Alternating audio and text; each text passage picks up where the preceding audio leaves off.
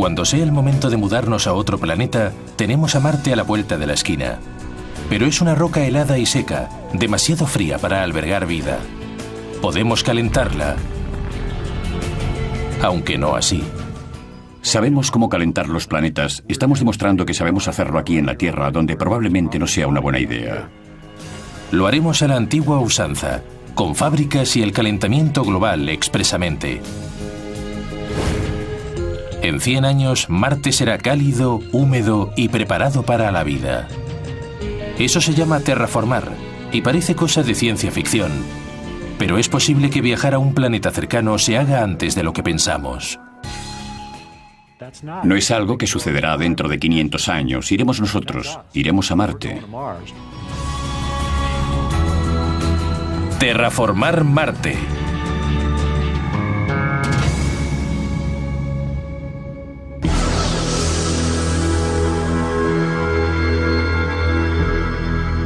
¿Qué sería necesario para que fluya el agua en un mundo donde la temperatura media es de 63 grados bajo cero?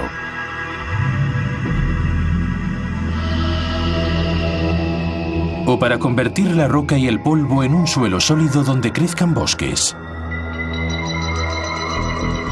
¿Qué haría falta para terraformar Marte, para crear un planeta como la Tierra donde los humanos puedan respirar?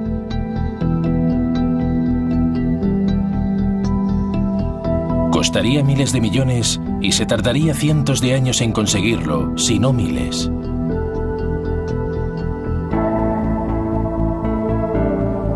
Pero hacer del rocoso Marte un mundo habitable no es tan descabellado como parece.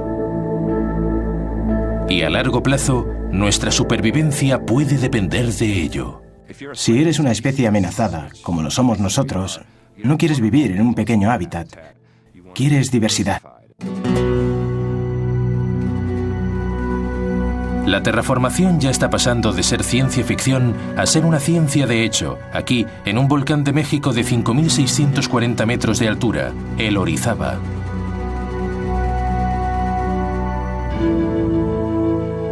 Atrae a escaladores adictos a la adrenalina y a los científicos planetarios.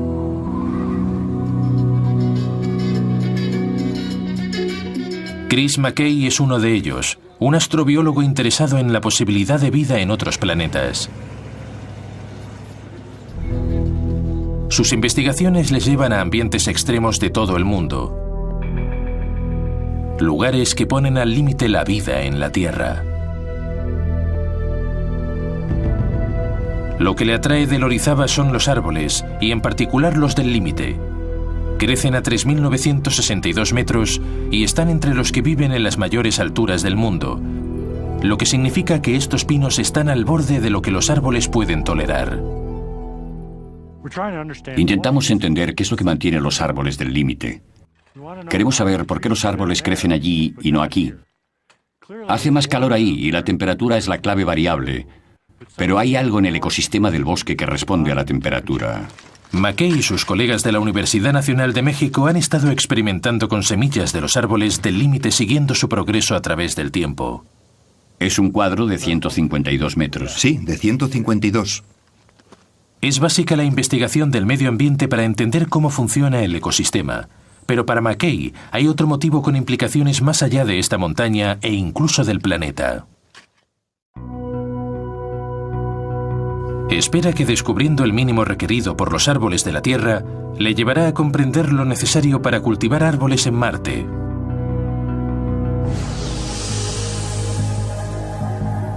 De momento, Marte parece un mal lugar para cultivar cualquier cosa. Está a 80.467.200 kilómetros más lejos del Sol que de la Tierra, y es un desierto de rocas congeladas, de hielo y polvo, y ha sido así desde hace miles de millones de años. Su tamaño es casi el de la mitad de la Tierra, pero tiene la misma superficie de tierra que todos los continentes juntos de nuestro planeta. Una intensa radiación ultravioleta y cósmica esteriliza la superficie. Las temperaturas varían de los 129 grados bajo cero en los polos a 27 grados sobre cero cerca del Ecuador. Pero la atmósfera de dióxido de carbono es tan fina que cuando el hielo se funde pasa a ser vapor directamente, no a líquido, y deja la superficie seca.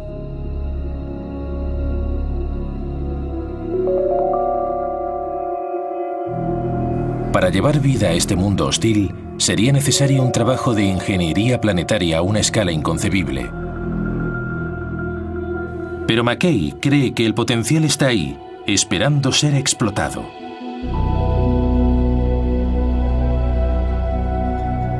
El volcán Orizaba es una especie de laboratorio viviente para entender cómo podría ocurrir. Las condiciones en Marte son como en la cima de una montaña muy alta. Imaginen una montaña de la Tierra de 30.000 metros de altura. Así sería en Marte. Una presión muy baja, una temperatura muy baja, alta radiación. Unas condiciones tan duras que ninguna forma de vida de la Tierra podría sobrevivir. En la Tierra no hay picos de 30.000 metros, pero la cima del Orizaba alcanza los 5.640 metros y es un desierto polar como Marte, con una atmósfera muy ligera y temperaturas de 18 bajo cero. Pero a menor altura, la temperatura sube debido a una atmósfera más pesada. La roca da paso a una tundra de hierba y a los primeros signos de vida en la superficie. Luego, abruptamente, la tundra da paso a los árboles y a un sistema mucho más diverso.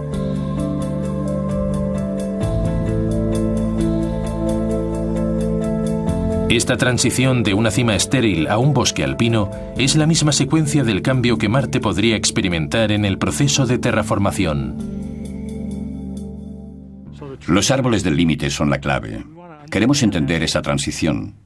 Queremos saber cuánto hay que esforzarse en Marte, qué calor hay que generar antes de que broten los primeros bosques, antes de que crezcan los primeros árboles en Marte. La terraformación ha sido una pasión especial de McKay durante su larga carrera como investigador y científico en misiones planetarias. Empezó con el descubrimiento de que Marte no siempre ha sido hostil para la vida como lo es ahora. Los Orbiter han hallado lechos de lagos, ríos, canales y deltas secos por todo el planeta. Pruebas de que Marte era más cálido y húmedo de lo que es hoy. Los Rover Spirit y Opportunity han encontrado rocas y minerales que solo pueden haberse formado con la presencia de agua. Eso significa que Marte tuvo una vez una atmósfera lo bastante densa para atrapar el calor del Sol como un invernadero y crear una presión atmosférica para mantener agua líquida estable en la superficie, condiciones que podrían haber sido favorables para la vida.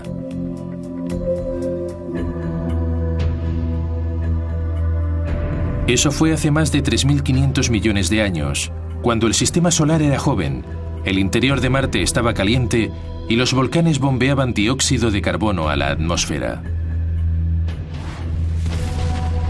Cometas y asteroides golpeaban la superficie, calentando y espesando la atmósfera aún más. Venus y la Tierra, cercanos al Sol, empezaron de la misma manera, pero solo la Tierra sigue siendo habitable hoy.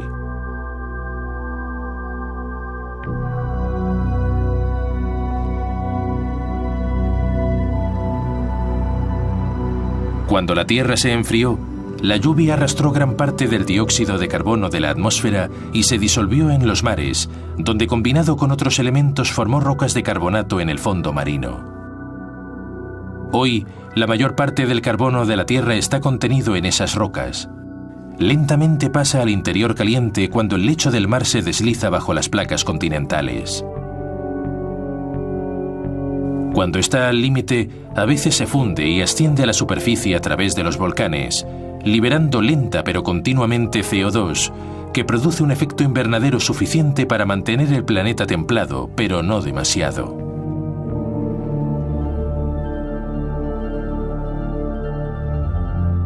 Cuando la vida evolucionó, continuó transformando la atmósfera para su propio beneficio, añadiendo una mezcla de oxígeno y nitrógeno adecuada para la vida.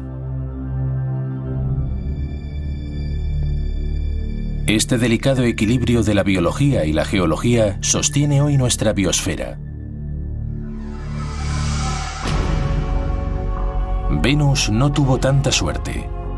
Por su cercanía al Sol, se convirtió en un invernadero desbocado. Sus océanos hirvieron, dejando un mundo tan ardiente y seco que la nave espacial que lo visitó solo duró unos minutos en la superficie. Venus es hoy como si la Tierra estuviera calcinada. Se parece mucho a la Tierra en muchos aspectos, pero tiene 100.000 veces menos agua y el calor es muy intenso. La temperatura es de 900 grados y la presión es muy alta. La atmósfera es de CO2 puro, un efecto invernadero de pesadilla. Marte pasó al otro extremo. No era un invernadero desbocado, sino una nevera. Su masa es 10 veces menor que la de la Tierra y se enfrió rápidamente. Los volcanes se apagaron y su espesa atmósfera desapareció gradualmente. Sin apenas gases invernadero para atrapar el calor del Sol, crear presión y bloquear las radiaciones, Marte se convirtió en el mundo helado, seco y estéril que es hoy. Marte es casi 10 veces menor que la Tierra y como resultado no tiene placas tectónicas para reciclar los sedimentos. No tiene campo magnético para protegerse del viento solar y tiene poca gravedad para retener su atmósfera. Todos estos factores hicieron que Marte perdiera su atmósfera, se enfriara y se helara. Pero es posible que queden restos de su atmósfera primitiva, enterrada, helada o pegada al suelo. Y el objetivo de McKay es averiguar qué hacer para recuperarla. Pensemos en ello como en un experimento. Ahí hay un mundo, tenemos pruebas de que había agua, que tenía condiciones para ser habitable, que pudo haber vida. Podemos pensar en volverlo a la vida. Está al alcance de nuestros conocimientos de ciencia planetaria y de las tecnologías que los humanos podemos desplegar. Para terraformar Marte necesitaríamos reconstruir su primitiva atmósfera invernadero, y para eso se requiere dióxido de carbono y agua. En los polos hay dióxido de carbono helado y hielo seco, y también satura el suelo como el agua en una esponja. El gas se libera en los meses de verano y espesa la atmósfera en un 30%, pero luego se condensa en el suelo y se vuelve a enfriar. Esto en cuanto a los restos originales de CO2 en la atmósfera, pero debería haber más.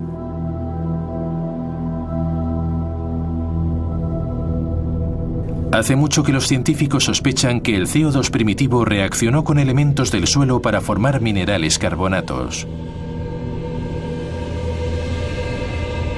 Los rover Spirit y Opportunity cuentan con instrumentos específicamente diseñados para detectar carbonatos, pero hasta ahora no los han encontrado. No sabemos qué le ocurrió a la inicial atmósfera de dióxido de carbono de Marte. Es posible que haya desaparecido para siempre, y eso sería una mala noticia para la idea de hacerlo habitable. También es posible que esté oculta en lugares que no vemos. Solo hemos excavado unos centímetros bajo la superficie, y sería prematuro pensar que lo sabemos todo sobre Marte. Pero es un misterio y una de las cuestiones clave que necesitamos responder para saber si se puede restaurar Marte para que sea habitable. ¿Hay suficiente dióxido de carbono para espesar la atmósfera? Si la respuesta es afirmativa, ya tenemos un plan. Si no, es un grave problema y la restauración de Marte requerirá de futuras tecnologías que aún no conocemos. McKay es optimista sobre el dióxido de carbono y confía en que haya mucha agua en Marte en forma de hielo. En 2002, un órbiter detectó vastos depósitos de hidrógeno que aquí se ven en color azul. Es la H en el H2O helado. En 2008, el Phoenix la tocó por primera vez. Agua helada a unos centímetros bajo la superficie. Y recientemente, el Mars Reconnaissance Orbiter encontró más. Un glaciar cercano al ecuador bajo una capa de polvo. Es uno de los muchos que puede haber en Marte.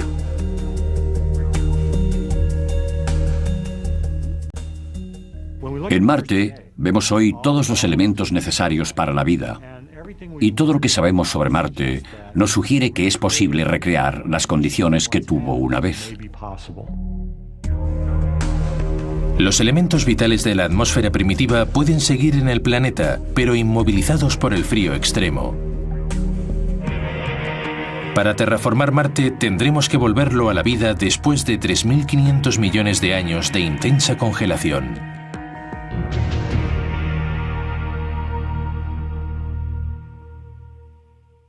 Fase 1. Marte azul.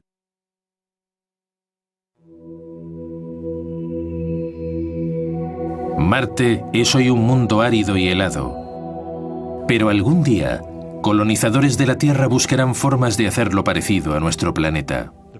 El primer paso y el más importante para hacer que Marte sea habitable es calentarlo. El problema fundamental es que Marte está ahora demasiado frío. Tendremos que elevar la temperatura de Marte, cuya media es de 32 grados bajo cero, para empezar la terraformación en las regiones más templadas cercanas al Ecuador. Y hará falta algo muy dramático para generar ese tipo de calor.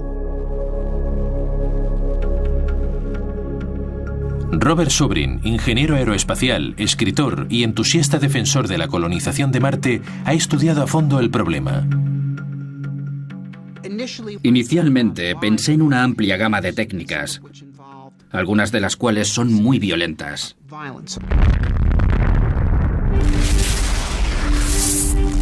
Consideró el uso de bombas de hidrógeno para fundir el hielo y calentar la atmósfera. O desviar rocas espaciales de los asteroides del cinturón entre Marte y Júpiter y estrellarlas en Marte.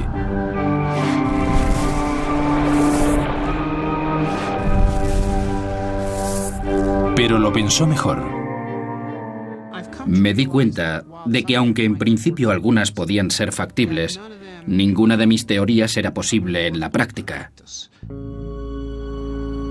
La amplia visión de Marte que tiene Zubrin es que haya colonos permanentes y el planeta sea su hogar. Y tendrán que sobrevivir al proceso de calentarlo.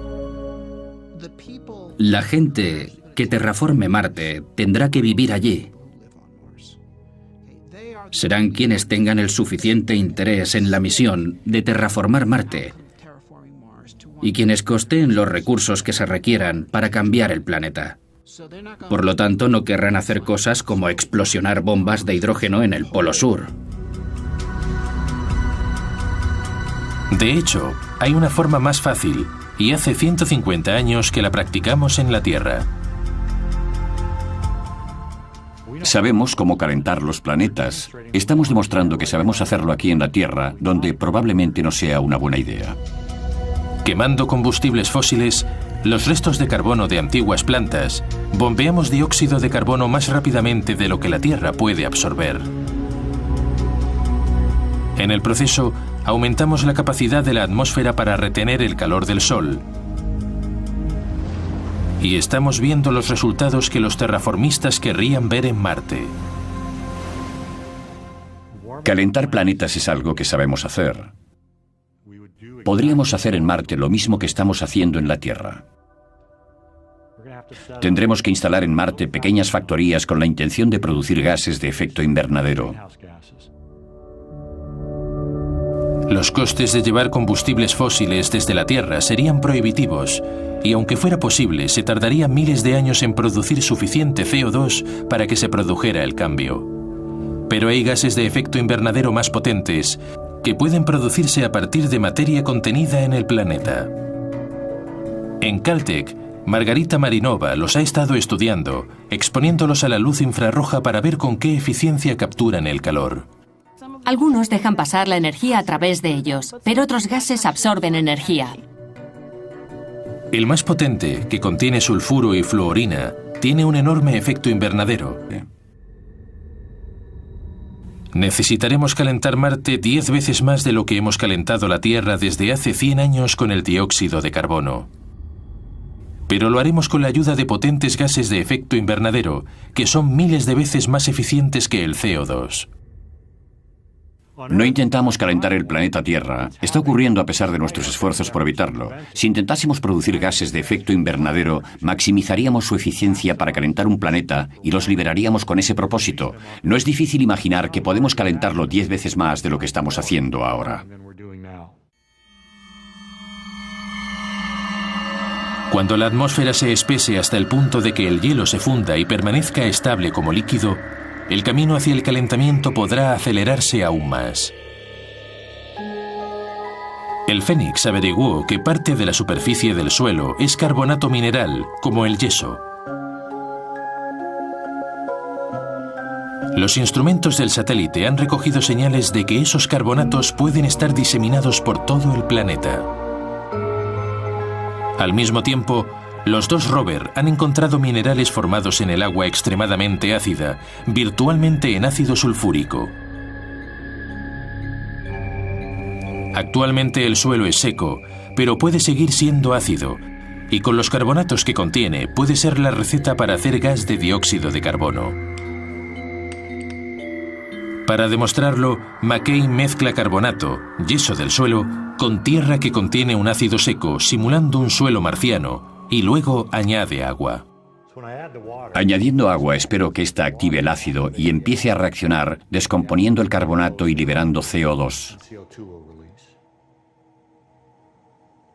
¿Ya ven qué ha sucedido? Se ve cómo sale el gas y forma una espuma. Me gusta verlo, no me sorprende. Esperaba que sucediera, pero cuando intentas algo y funciona, siempre es bueno. El CO2 está empezando a liberarse.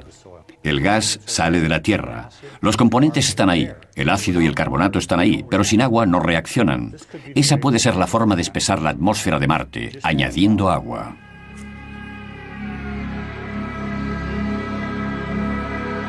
McKay calcula que después de 100 años de calentamiento, la mayor parte del dióxido de carbono disponible espesará la atmósfera y los cielos marcianos se volverán azules cuando los ilumine la luz del sol.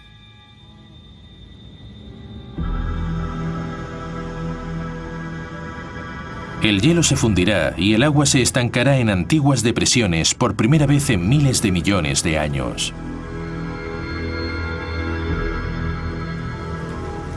Cuando el agua se evapore, el vapor subirá a la atmósfera y empezará a llover.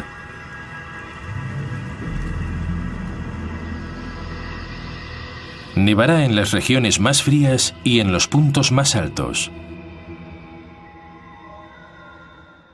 Imaginamos que después de 100 años de calentar Marte, la atmósfera será más espesa, habrá agua en la superficie, habrá nubes y volverá a llover.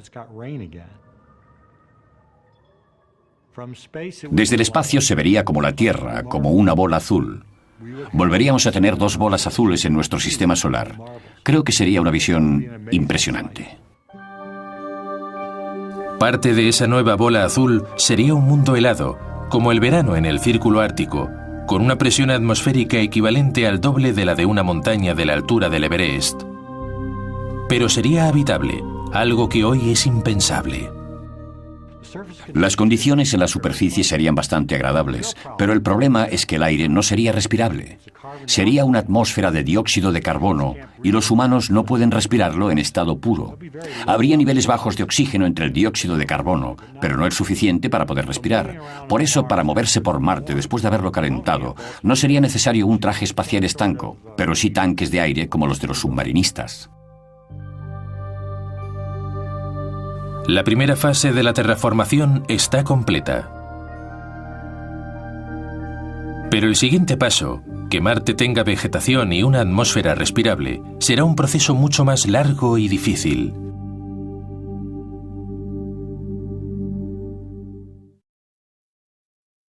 Fase 2. Marte verde.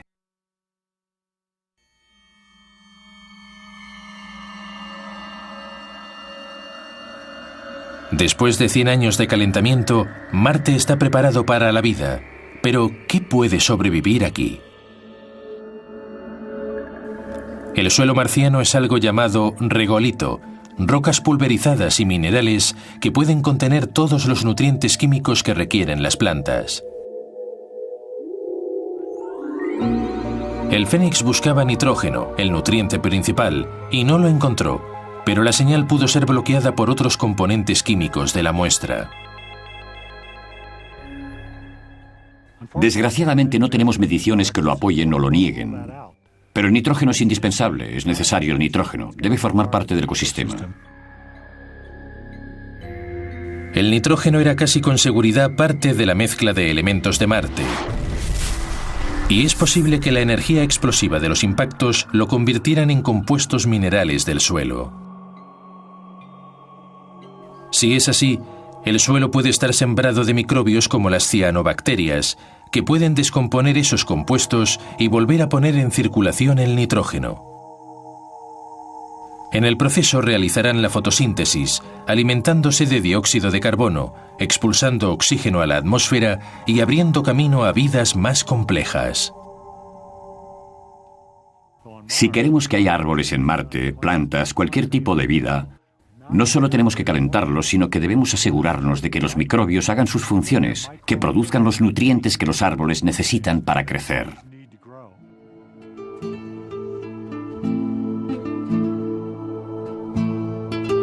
Incluso después de 100 años de calentamiento, algunas zonas de Marte estarían aún como la cima del Orizaba, un desierto polar demasiado frío y seco para que viva cualquier tipo de planta. Tal vez algunas latitudes y las áreas más altas de Marte nunca superen esa etapa.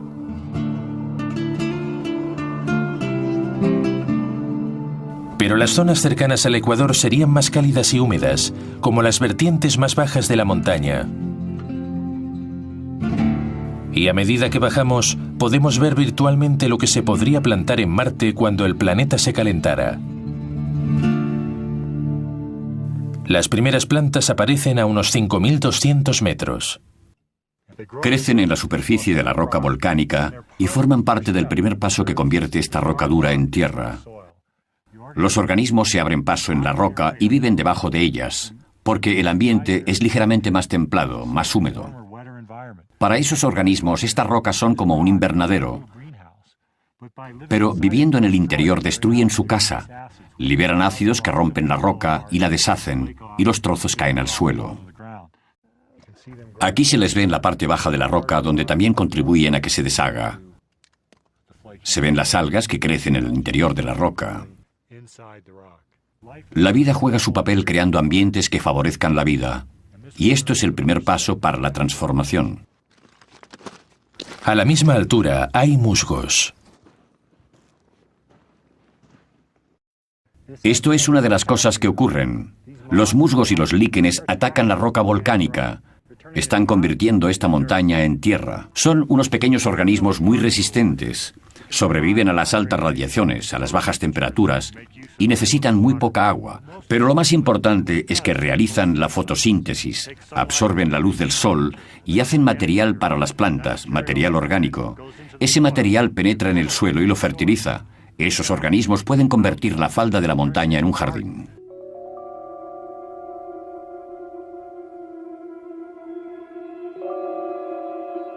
Serán las primeras importaciones de vida vegetal de la Tierra, quizá 50 o 100 años después del inicio del calentamiento.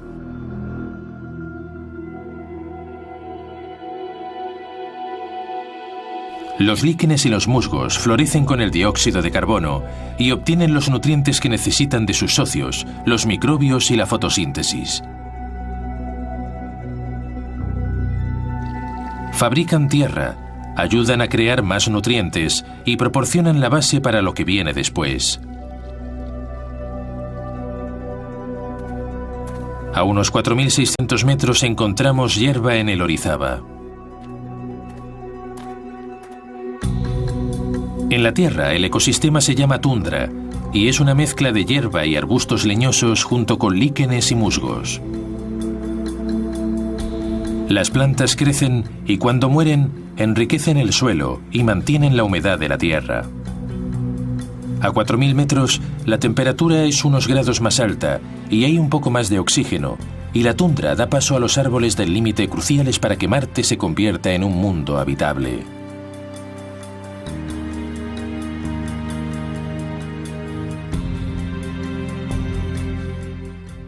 Los árboles son la clave. Es lo que necesitamos en Marte, porque los árboles y los bosques son los que harán que pase de ser un planeta cálido y rico en dióxido de carbono a un planeta con oxígeno que puedan respirar los animales. Los bosques serán los motores que creen el oxígeno, y esa máquina de productividad biológica es lo que llevará a Marte a un estado que desembocará en una biosfera rica y diversa.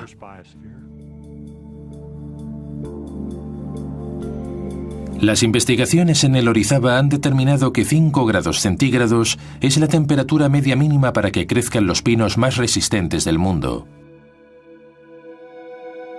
Cuando en algunas partes de Marte se llegue a ese punto, el planeta estará preparado para que crezcan los árboles por sí mismos. Se empezará por pinos de alta montaña importados de la Tierra.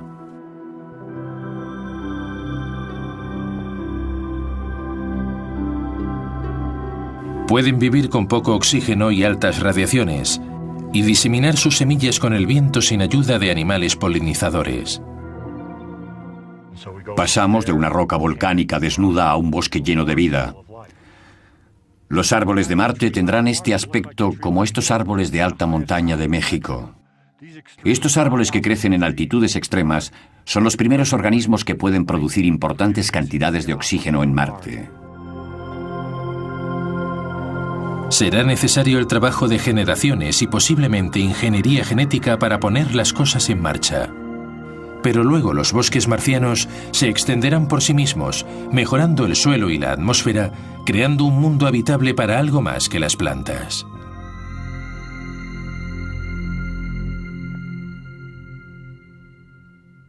Un terreno vacío. En un futuro no muy lejano, tal vez los humanos tengan los medios para transformar Marte y de ser un desierto rojo y frío pase a ser un mundo habitable. Pero importar vida y hacer de Marte un planeta verde presenta retos a los que nunca nos hemos enfrentado. ¿Podemos restaurar a Marte las condiciones de habitabilidad? El hecho de que sea posible me plantea una pregunta. ¿Deberíamos? Creo que si lo hacemos, instauraremos el modelo que se reflejará en nosotros como especie para el resto de los tiempos. Lo que hagamos en Marte sentará un precedente, y por eso creo que es muy importante que lo hagamos con mucho cuidado. Hoy no hay signos de vida en Marte, y hay razones para creer que no puede existir en la superficie. La falta de agua y de protección contra las radiaciones no lo permite. Pero puede haber microbios antiguos helados en el suelo que solo necesitan temperaturas más cálidas para revivir. Si es así, podrían responder a la gran pregunta que se hace la ciencia espacial. ¿Se ha originado vida más de una vez en el universo? Marte y la Tierra han recibido impactos de rocas durante miles de millones de años. A veces, el asteroide que colisiona con un planeta aterriza en otro, y es posible que los microbios le acompañen en su viaje.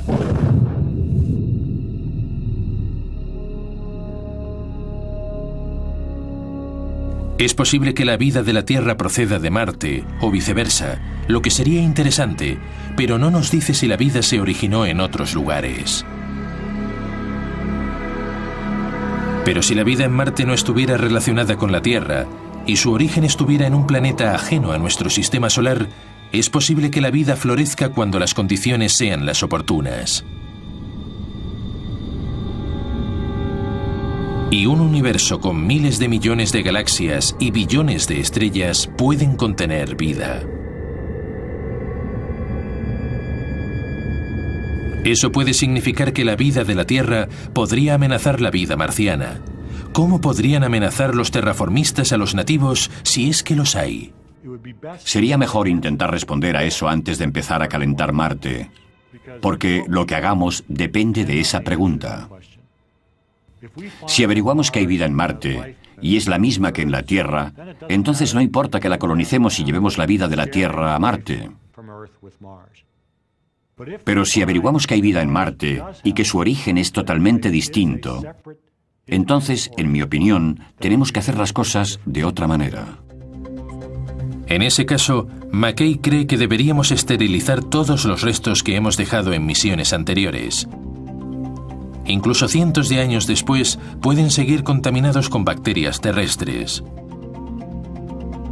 Y luego, deberíamos dejar Marte a los marcianos. Yo diría que nuestra responsabilidad es animar esa vida para que florezca. La diversidad de vida en todos los planetas es buena.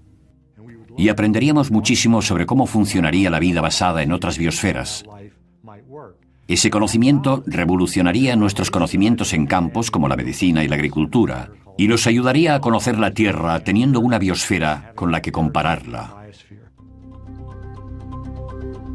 Pero no todo el mundo está de acuerdo con ese punto de vista, especialmente al abordar el problema de hacer Marte habitable.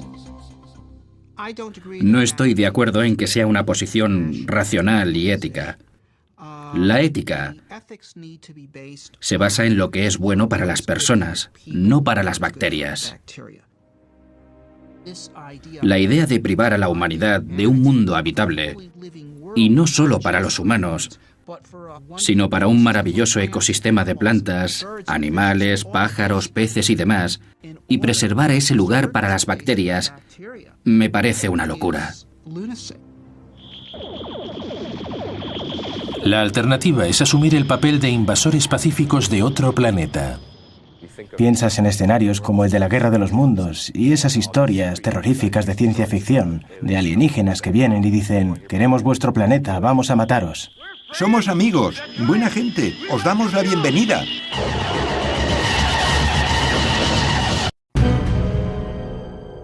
Pensamos en ello como algo maligno, que no sería un buen vecindario. Pero yo estoy convencido de que no tendremos ese problema, porque no creo que haya vida en Marte. Pienso que Marte es un terreno vacío al lado de casa. Y si está vacío, ¿por qué no ir allí y plantar un jardín? Una vez plantado el jardín, la vida florecerá por sí misma, y lo que ocurra puede dar forma a nuestras futuras especies. Fase 3. Islas.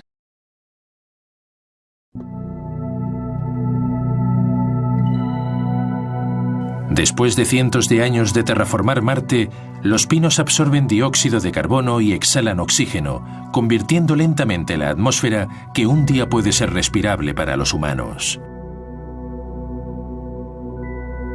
Si las condiciones mejoran, tendrán el potencial para una biosfera más diversa. El don de la Tierra es la diversidad y riqueza de su biología, y podemos compartirlo con Marte. No hay que reinventar toda esa biología, no hay que reinventar el florecimiento de las plantas, no hay que reinventar los mamíferos, no hay que pasar por la fase de los dinosaurios, chocar contra un asteroide y acabar con todo. Los árboles pueden hacer rápidamente lo que a nosotros nos llevaría mucho tiempo. La lección de los pinos del Orizaba es que nada existe por sí mismo en un ecosistema complejo.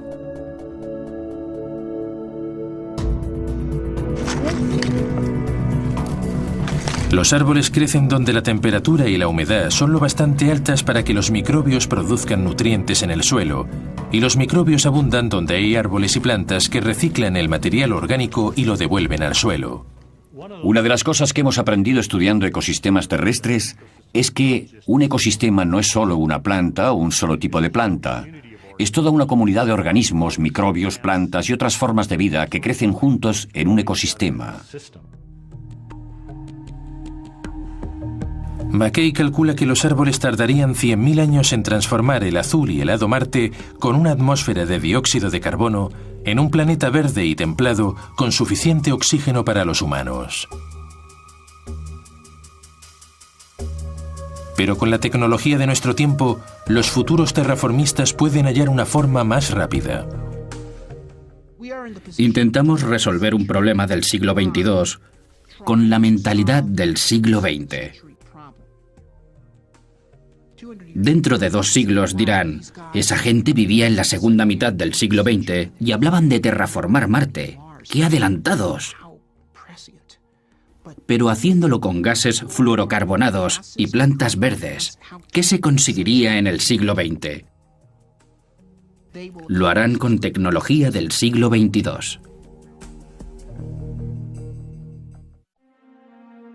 No podemos predecir cómo será Marte una vez terraformado. No sabemos si será cálido y húmedo y si será diverso.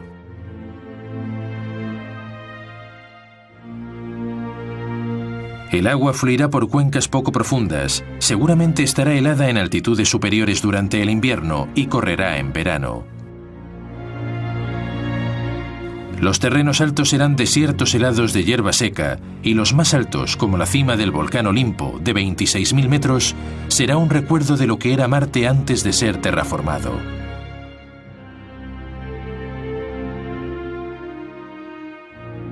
Pero lo que ocurra a una biosfera marciana durante miles de años solo se puede imaginar. ¿En qué se convertirá Marte? Es algo en lo que pienso mucho. Porque creo que es evidente que Marte llegará a ser esto. Tendrá bosques y árboles, pero ¿llenarán esos árboles el planeta? No tendremos control sobre eso. Marte seguirá su propia trayectoria evolutiva. Si sigue la misma que la Tierra, aumentará el oxígeno y se convertirá en un planeta adecuado para vida como la nuestra. Pero tal vez Marte no siga ese camino y acabe yendo por derroteros que no podemos predecir. No importa que Marte siga por sí mismo, es bueno. Y para los humanos también es bueno, porque aprenderemos más sobre los planetas que teniendo una copia exacta de la Tierra.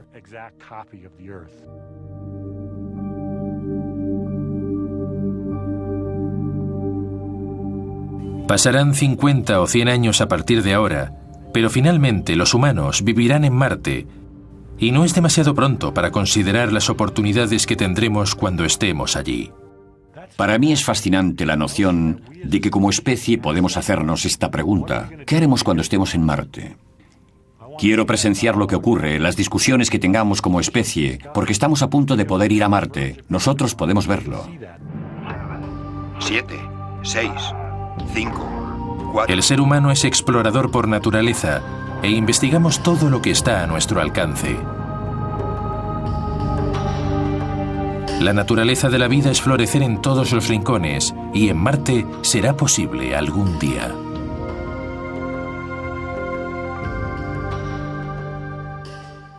De igual forma que los pájaros transportan las semillas de la vida a islas rocosas con solo unas cuantas bacterias y las convierten en lugares florecientes, nosotros seremos como pájaros y llevaremos las semillas de la vida de la Tierra, las llevaremos a las islas áridas que existen en el espacio y las convertiremos en mundos llenos de vida. Creo que podremos hacerlo algún día. No seríamos humanos si no lo intentásemos. Durante el camino, podemos aprender algo sobre cómo funcionan los planetas vivos y cómo mantenerlos así. Los primeros beneficios que obtendrán los habitantes de la Tierra será el conocimiento. Y ese conocimiento puede ayudarnos a saber cuidar nuestro planeta. Además de lo que hagamos en el espacio, tenemos que ocuparnos de la Tierra. Marte no nos hará descuidar la Tierra. De hecho, hay que verlo como todo lo contrario. Marte es parte del plan para aprender a cuidar la Tierra.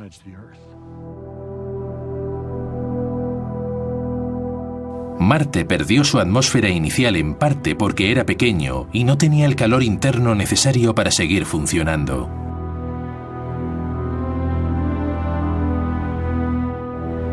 Un Marte terraformado podría sufrir finalmente el mismo destino, pero sucedería muy despacio, durante decenas de millones de años.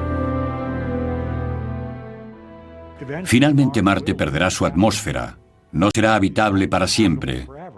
Pero nada es para siempre. Incluso la Tierra no será siempre habitable. En un futuro muy lejano, cuando nuestro viejo Sol sea más grande y caliente, Mercurio, Venus, la Tierra y Marte, los planetas interiores, arderán hasta fundirse.